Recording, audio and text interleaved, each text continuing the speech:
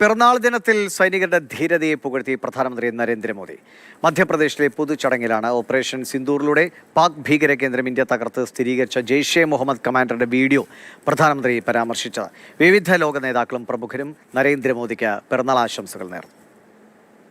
पाकिस्तान से आए आतंकियों ने हमारी बहनों बेटियों का सिंदूर उजाड़ा था.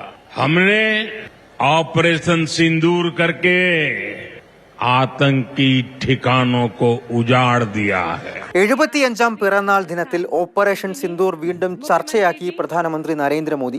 മധ്യപ്രദേശിലെ ധാറിൽ വനിതകൾക്കായുള്ള വിവിധ ക്ഷേമ പദ്ധതികളുടെ ഉദ്ഘാടന ചടങ്ങിലാണ് മോദിയുടെ പരാമർശം. ഇന്ത്യൻ മിസൈൽ പതിച്ച് കൊടും ഭീകരൻ മസൂദ് അസറിന്റെ കുടുംബാംഗങ്ങളും വീടും ഛിന്ന ഭിന്നമായെന്ന് സ്ഥിരീകരിച്ച കഴിഞ്ഞ ദിവസം പുറത്തുവന്ന ജെയ്ഷെ കമാൻഡറുടെ വീഡിയോയാണ് മോദി ആയുധമാക്കിയത്. 2 ആഴ്ച നീളുന്ന പരിപാടികളാണ് നരേന്ദ്രമോദിയുടെ പിറന്നാൾ ആഘോഷത്തിന്റെ ഭാഗമായി BJP സംഘടിപ്പിക്കുന്നത്. കേന്ദ്രമന്ത്രിമാരെല്ലാവരും വിവിധ സംസ്ഥാനങ്ങളിൽ രക്തദാന ക്യാമ്പുകളിലടക്കം പങ്കെടുത്തു. Prime Minister Modi, my good friend Narendra, I want to wish you a happy birthday. आज आदरणीय प्रधानमंत्री श्री नरेंद्र मोदी जी के 75वें जन्म दिवस पर मैं उनको अपनी हार्दिक शुभकामनाएं देता हूं. അമേരിക്കൻ പ്രസിഡന്റ് ഡൊണാൾഡ് ട്രംപിനെ കൂടാതെ ഇസ്രായേൽ പ്രധാനമന്ത്രി ബെഞ്ചമിൻ നെതന്യാഹു മോദിയെ പ്രിയ സുഹൃത്ത് നരേന്ദ്ര എന്ന് വിശേഷിപ്പിച്ചുകൊണ്ടാണ് ആശംസ അറിയിച്ചത്.